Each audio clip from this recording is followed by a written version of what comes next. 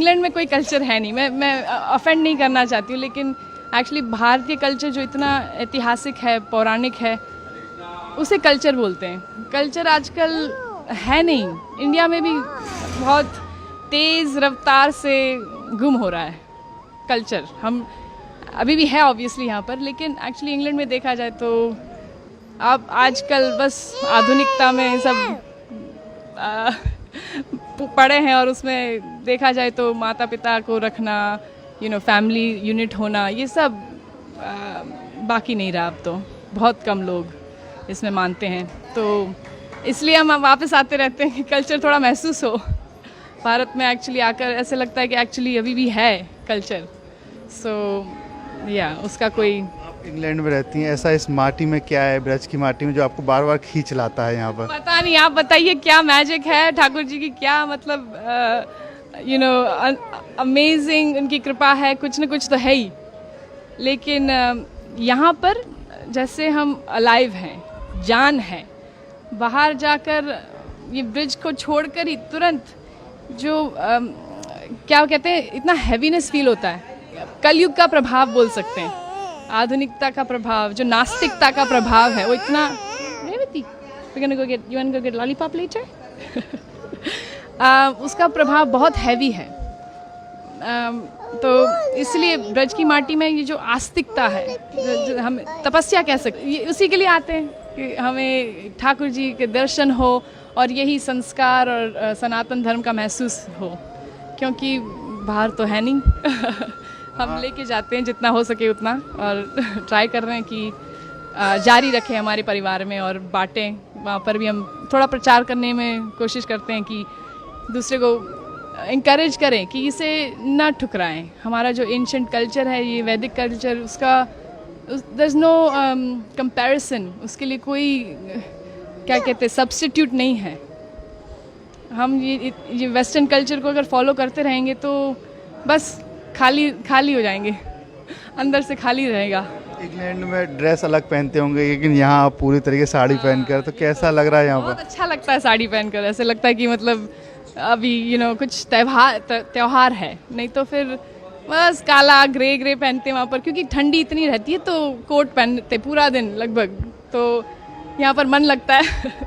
लेकिन वहाँ पर भी हम साड़ी पहनते हैं, और हमारा वैदिक कपड़े पहनते हैं, एक्चुअली साड़ी पहनते रहते हैं, और या स्कर्ट या ऐसे कुछ, जितना हो सके उतना। माथे पे आपने जो चंदन लगा रखा है, वहाँ भी लगाती हैं? ज़्यादातर लगाते रहते हैं, क्योंकि देखा जाए तो देखो, मुसलमान कभी ऐसे सोचता नहीं है कि मैं क्यों बुर्खा पहनूं, मैं क्यों ये टोपी पहनूं। सिर्फ हिंदू लोग मतलब डरते हैं, या मेरे को कई हिंदू खुद बोलते कि आप क्यों लगाती हो, बड़ा शो क्यों करती हो, क्या ज़रूरत है आपको शो करना, अपना आस्था को दिखाने की क्या ज़रूरत है। लेकिन मैं कहती हूँ कि एक्चुअली गर्व से हम दिखाते हैं।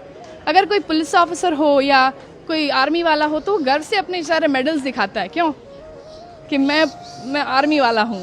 तो हम भगवान के हैं, ये उनका चिन्ह है, उनका मतलब हमने जो समर्पण किया है उनको, ये एक थोड़ा बस हम क्यों ना दिखाएं, गर्व से दिखाएंगे कि हम ठाकुर जी के हैं। उससे मतलब प्रोटेक्शन मिलता है ऑनेस्टली, मतलब ऐसे सिर्फ दिखावे के लिए नहीं है कि लगाया हुआ है, कि भगवान हमारे साथ है, वो तो है ही हमेशा। लेकिन थोड़ा जैसे हम सिंदूर लगाते हैं अपने पति के लिए, तो भगवान के लिए क्यों ना लगाए, और वो उससे इंटीमेसी लगती है भगवान के साथ, तो उस प्रोटेक्शन भी बहुत महसूस होता है कि नेगेटिवता मतलब जो नेगेटिव है वो एनर्जी थोड़ा दूर रहे। तो क्या करती हैं आप इंग्लैंड में, क्या काम करते हैं? मैं एक्चुअली पार्ट टाइम, मेरे चार बच्चे हैं, आज दो घर पे अभी, और तो पार्ट टाइम मैं संस्कृत पढ़ाती हूँ उन्हीं के स्कूल में। वहाँ पर एक कृष्णा अवंती करके लोकल स्कूल है इंग्लैंड में, और एक्चुअली सरकारी स्कूल है, सरकार पैसे देती है, लेकिन हिंदू फेथ स्कूल है, तो मोस्टली हिंदूज जाते हैं वहाँ पर। और संस्कृत, योगा, सब वेजिटेरियन खाना, 11 एकादशी का खाना होता है वहाँ पर, तो बच्चे लोग वहीं पढ़ते हैं, और मैं वहाँ पर संस्कृत पढ़ाती हूँ उनके प्राइमरी स्कूल में पार्ट टाइम। गीता भागवत भी आप पढ़ती होंगी? बिल्कुल, जितना हो सके उतना। गीता पढ़ते हैं, Bhagavad Gita, Bhagavad Gita, you go to Bhagavad Gita classes every day? वहाँ पर जो इन लोग का ग्रुप किया हुआ है बच्चों का, और वो रोज़ भगवत गीता क्लासेस में जाता है। थोड़ा हिंदी कम समझता है तो मना कर रहा है। तो कोई आपको भजन या कोई याद है कुछ गा सके? भजन भजन तो आई मीन आज रामनवमी है तो रघुपति राघव ए रेवू you want to sing with me Rohan? Ramnavami है, श्री राम जी को याद करें। सॉरी हाँ you want to sing with me? Raghupati Raghav Raja Ram पतित पावन सीताराम।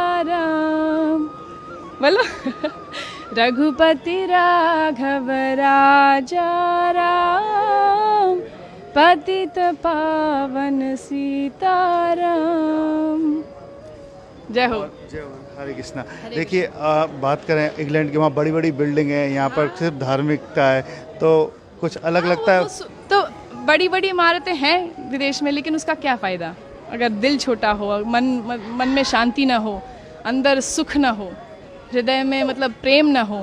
तो ये एक्चुअली ये सारी जो चीज़ें हैं, प्रेम और निर्मलता, और ये एक्चुअली सिर्फ भगवान में वो जो हम तपस्या करते हैं, दया दान, ये सब क्वालिटीज़ कल्टिवेट करते हैं, वो इसी तरह आ सकता है। ये कल्चर से, वैदिक कल्चर से ही आ सकता है एक्चुअली। देखा जाए किसी की सेवा करें, थोड़ा ह्यूमिलिटी प्रैक्टिस करें, नहीं तो फिर ये बड़ी बड़ी इमारतें फिर उससे क्या कुछ काम के नहीं है। वन सेंस काम के है, लेकिन फिर उसका इस्तेमाल दुरुपयोग होगा।